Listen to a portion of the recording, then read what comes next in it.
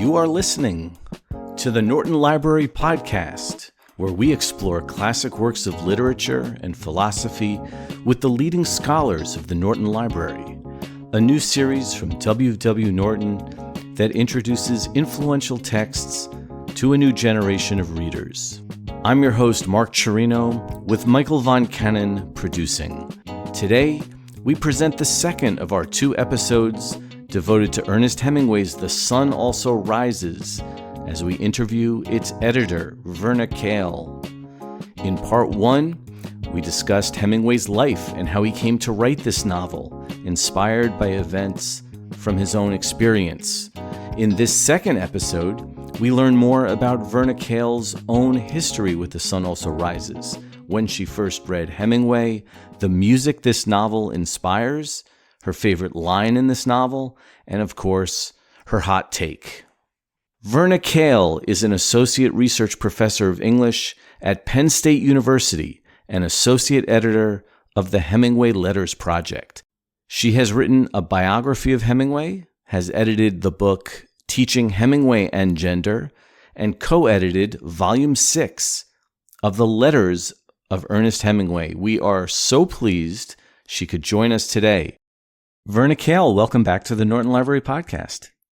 Thank you. It's great to be back. Nice to see you again. Well, I look forward to our next discussion about Hemingway's The Sun Also Rises. And why don't we start by looking at your edition for the Norton Library?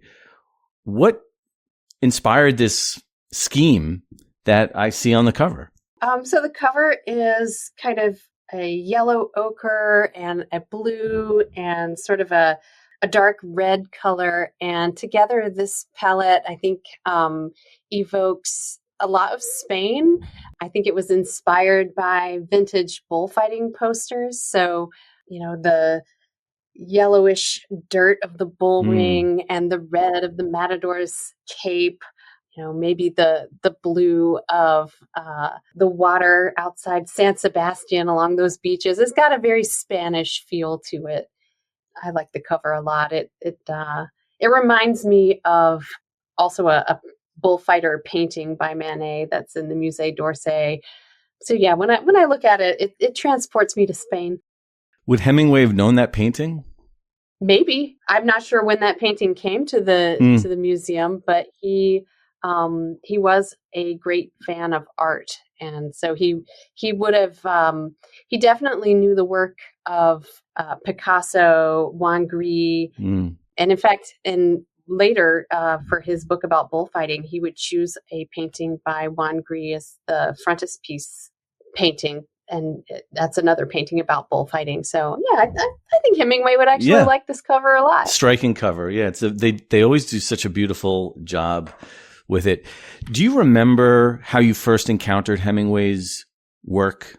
Was it The Sun Also Rises that gave you your start in Hemingway? I read Hemingway in high school. I read A Farewell to Arms, actually, and was devastated by it. But I re-encountered Hemingway at a key point in my life that I think is kind of a dangerous time to encounter Hemingway. And that is, I had graduated college and I wasn't quite sure what I was going to do with my life.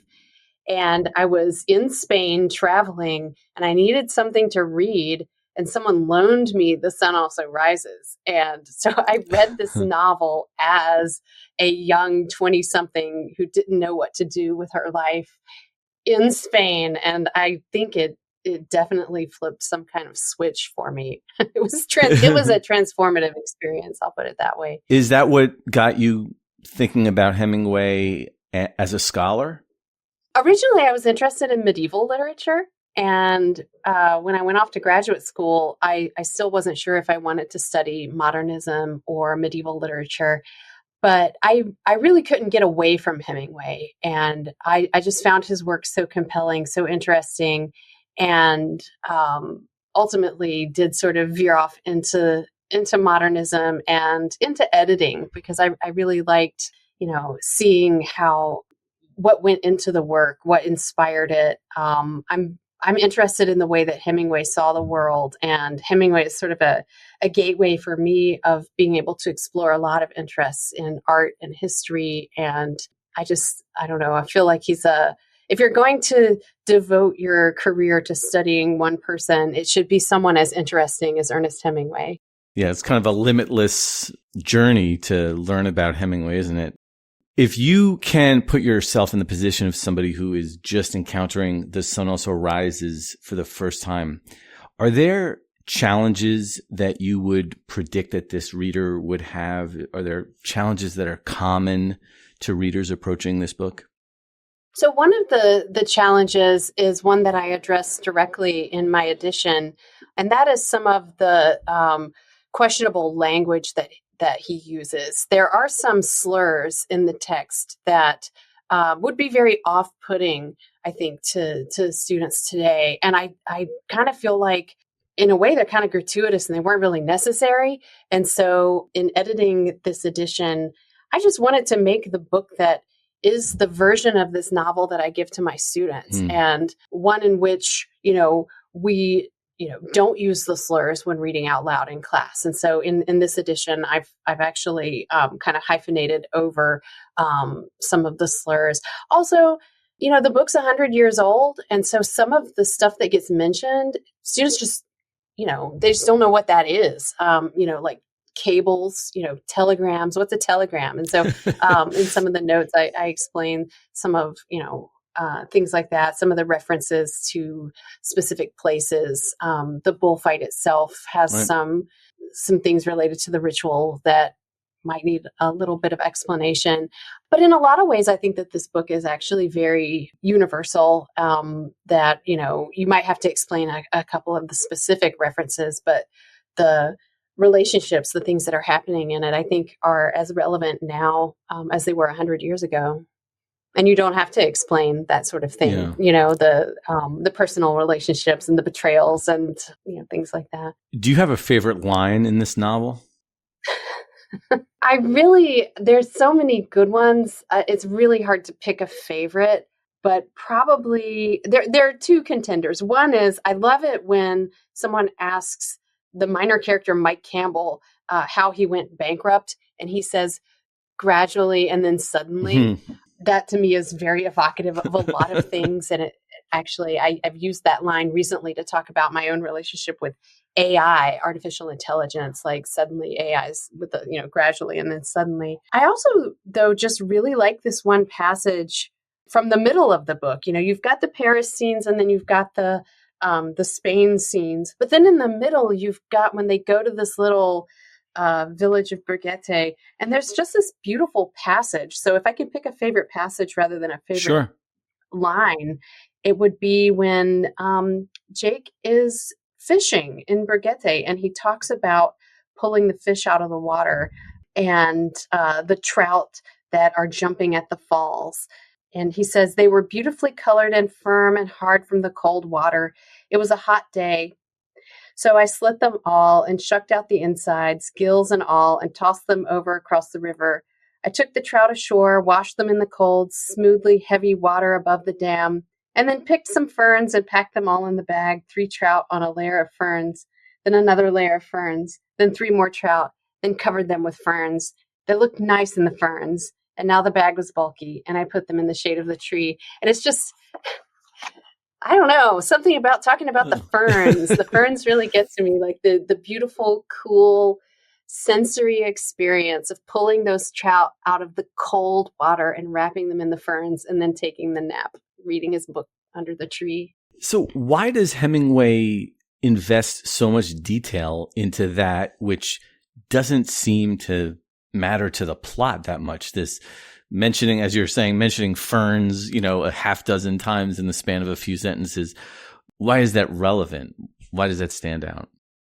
He is just really masterful at describing places and bringing people into that place and letting them experience it using all of their senses. And I think that's one of the appeals of his writing, is that he uses his powers of observation that he developed as a journalist and as an amateur naturalist to describe the world around him factually descriptively and making it so that the reader can then feel that world and becomes a part of it. And, they understand it. The feeling of peace I get when I read that section is it's like a rest in between the frenetic energy of the Paris and the Pamplona sections. Yeah, that's a great way to describe it. I wanted to do something unfair and offer a line from The Sun Also Rises and see if you had a reaction to it. This sort of reminds me of what we talked about in our first episode, where you were talking about when Hemingway was drafting the novel, he was engaging in character studies almost before he removed a lot of it. Well, the first sentence of the novel is Robert Cohn was once middleweight boxing champion of Princeton. So I just wanted to ask you about that first sentence because he's not the protagonist of the novel. So why are we starting with that declaration? Is Hemingway throwing like a curveball at us? How are we supposed to react? It's interesting because the novel didn't originally start like that. This was a chapter that became the first chapter after Hemingway lopped off the first part when he decided he didn't need that part. It immediately drops us into the story with the characters, and it tells us a little bit about Robert Cohen, who in a foreword to the novel that Hemingway later did not use, he had said that Cohen was the hero of the story. And I think that people have not paid enough attention to Cohen as a positive character, someone who has strength, who stands up for what he believes in. And, to start the novel with that line, it lets us know that Cohen is a fighter. He was the middleweight boxing champion at Princeton. There's, some backstory there that tells us a little bit about what he had to do in order to have social standing, being one of the few Jewish students at Princeton. His path to, fitting in was through athletics. But it also lets you know that this guy, he can be tough too. He's got his own code that he lives by, and he's not going to let Jake push him around. And that's something that people often overlook when they read this novel. That's a good point. We also ask Verna, our Norton Library guests, to offer a hot take, something counterintuitive about the work that they have edited or the writer that they are working on. Do you have such a hot take on The Sun Also Rises? I do, and it kind of actually stems from what I was just saying about Robert Cohen, and that is also that I don't think that we ought to read Jake as the hero of this book. He's one of an ensemble of deeply flawed people, and his flaw isn't his disability. His flaw is his personality and his unwillingness to speak up. And if you really look at this book, like, we feel like Jake talks a lot in the novel because he's talking to us. He's the narrator, but he doesn't really say all that much in the dialogue. And so, he's not the epitome of strength or anything. He's just a guy who's trying to get through life using these rituals that he's created for himself. Does Hemingway know that he's creating such a flawed character? Is this part of the design of the novel? I think he does. And I think that's part of why he gets kind of irritated when people conflate him and his main character, because he's not Jake in that sense. Hemingway was, I think, thought of himself as, a stronger, more upstanding guy than that, honestly. Unlike some of the other writers that we treat on the Norton Library podcast, you hear this phrase, the Hemingway hero, almost as if Hemingway has traced a certain archetype throughout his entire career. First of all, is there any substance to that? But does Jake qualify as a Hemingway hero? I mean, in some ways he does, because he's one thing that the Hemingway hero has is a personal code that they live by. And I do see that with Jake. With Jake, it's more kind of a coping mechanism than as with other heroes, like maybe Robert Jordan, who comes along later and For Whom the Bell Tolls. But there's something appealing about his characters, the way that they kind of withstand the forces that act upon them, and they kind of make their own way in a difficult world. And I think that is that's probably true, that there is a certain element of that in this novel as well. And also, Brett, she Yeah. also, she's in a lot of ways a strong and independent person. Absolutely.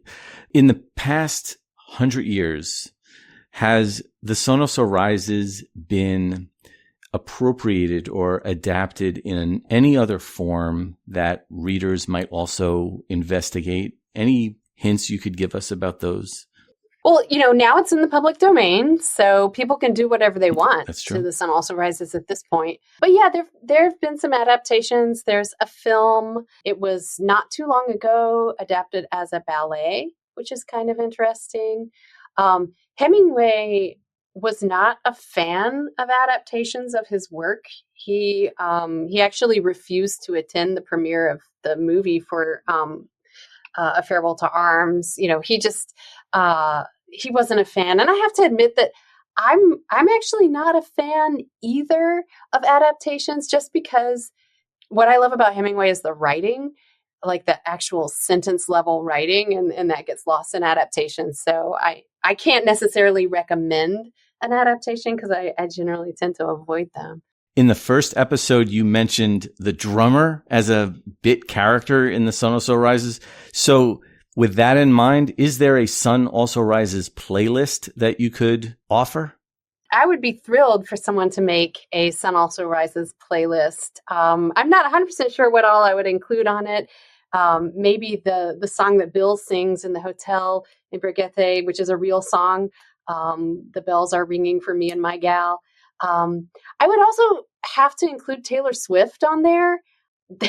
Her song Anti-Hero, I think the lyrics, they kind of remind me of Jake Barnes and Crew, because like there's that line, "It's me, I'm the problem, it's me." And that's a song about people like, kind of causing their own problems. I think one of the lines is, "I should not be left to my own devices. They come with prices and vices." And I'm not a huge Swiftie, but I have taught students who love Taylor Swift, and they love this novel. And so I've become aware of the intersectionality between Taylor Swift's lyrics and The Sun Also Rises. I might, on a playlist, add Chris Christopherson's cover of Johnny Cash's Hangover song, "Sunday Morning Coming Down," a classic song about a drinking problem. And interestingly enough, I recently learned that Chris Christopherson, the country star, recently passed away. He met Hemingway one time Did he? at a bullfight in the 1950s. So that's kind of a fun fact. And so I would want to put Chris Christopherson on my playlist. That is amazing. And I know Chris Christopherson was also inspired by a chapter in The Grapes of Wrath. And he wrote a song based on... I get the feeling that... Yeah. I get the feeling that Chris Christopherson and Ernest Hemingway were both extremely well-read people. And right. People don't necessarily realize that about either of them. Like just being, highly educated through, one's own reading. And I think that's really great. I am interested of several of your notes in your Norton Library edition, but one that I'd like to ask you about deals with the two epigraphs that come at the beginning of the novel, as epigraphs tend to do. So what will readers find when they begin the book and they are met with these two dueling quotations? So the first epigraph is Gertrude Stein, Hemingway's friend. She was another one of the famous writers in Paris at this time. And the line, "You are all a lost generation," which she actually, she took it to apply to Hemingway's group of, expatriate friends, but it was inspired by a conversation about all of the young people who had been affected by World War I.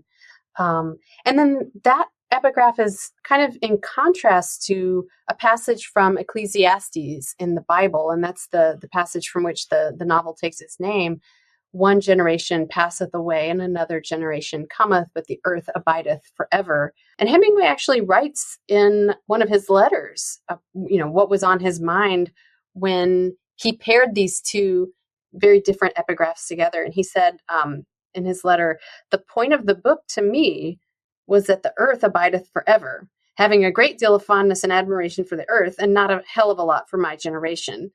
And so it's a conflicting idea there that, all is lost. It's terrible. But then also, it's a cycle and things are going to be okay. And the earth, whether you take that literally, like nature is going to heal itself, or you can maybe take it more metaphorically. There is a chance for humanity to heal itself. So it is at the same time kind of a dismal viewpoint of someone who has, just lived through a world war, but it's also an optimistic viewpoint as a message of hope. And you've got that tension in the epigraph, and then, you see that play out in the story that follows in the novel. You mentioned that in the first quote, Gertrude Stein seems to be using it as a pejorative, a lost generation. What is the lost generation more generally? How can we think about it as we approach this novel? The lost generation would be the people who had experienced this war, where there's mechanized warfare. There's a pandemic that happens during the war. The flu killed millions of people. And then, what was it all for? What was the cause of the war? And you'll see, like in the footnotes where I explained to students, the reasons behind World War I, it was a problem of diplomacy. It was a problem of, nationalism and alliances that got tangled up. And it's sort of like, well, really, what was it all about? And there's this feeling of, meaninglessness. And I think that is kind of what is being characterized there by this lost generation, a generation that has, lost maybe its sense of purpose. And for Stein, she's kind of like disappointed in Hemingway and his cohort for that. But he's kind of saying, like, well, of course we feel this way. Look at what we've had to endure. And he writes about that a little bit later in his memoir, written much later, where he reflects back on these Paris years. And he's kind of annoyed at Stein, honestly, for that suggestion. But he is talking about that period after the war as being a time where he was able to live independently, to get away from older moral codes that would have, required that he live his life a certain way. And instead he kind of breaks free from that and is able to, live that creative life that allows him to, leave journalism behind and write this groundbreaking novel that kind of demonstrates to readers, like, what this generation is concerned with, what they're facing, and how they're going to live their lives in a new way. Yeah, and it's also striking that in the response to Stein's put down, Hemingway's drawing from the Bible, which maybe people don't always associate with Hemingway. Does that say anything to you, that Hemingway is sort of relying on organized religion and maybe his parents' teaching for that kind of response? How does that factor into it? I don't know that he was particularly religious at this phase in his life, but he was raised a Christian and would convert to Catholicism. And he was very interested in the Bible as a source of inspiration. Whenever he was looking for book titles, he would kind of delve into the Bible to see if he could, find some inspiration there. And I think that Ecclesiastes probably appealed to him, being very poetic and writing about the natural world in a way that kind of fit his worldview. by putting out an edition, one of the implicit arguments is that this novel published in 1926 is still relevant to current readers in 2025. What is the contemporary relevance of this novel? How do you see it as speaking to 21st century readers? I think that the way that Hemingway's writing is on the surface, it seems very simple. It seems very straightforward. That lets it hold a lot of, it can support a lot of different interpretations. And he was always trying to describe the world as, exactly as it truly was. And as a result, that kind of gives the writing a longevity, because it even though it's very evocative of its place in time, Paris of the 1920s, it also is just it allows for interpretations that people in his own day might not have even realized. So people think of Hemingway in terms of his status as an icon of masculinity. But he understood the complexities of people's identity. He understood what it meant to be trans or queer or to experience PTSD. And people maybe previously overlooked that in his work, or they didn't understand it, or they treated it as metaphorical, but really it's right there in his major novels. And the more we learn about people, the more that some of the things in Hemingway's work make sense. And, as our society becomes more accepting, we're able to see like, oh gosh, this Hemingway was writing about this stuff. I don't know if he himself was, super tolerant or anything. I'm not trying to claim that, but he was certainly an amazing observer of people and life. And that really comes through in his work.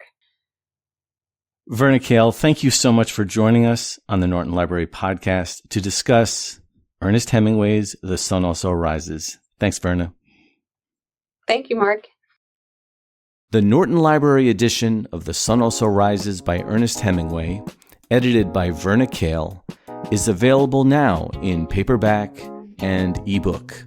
Check out the links in the description to this episode for ordering options and more information about the Norton Library, including the full catalog of titles.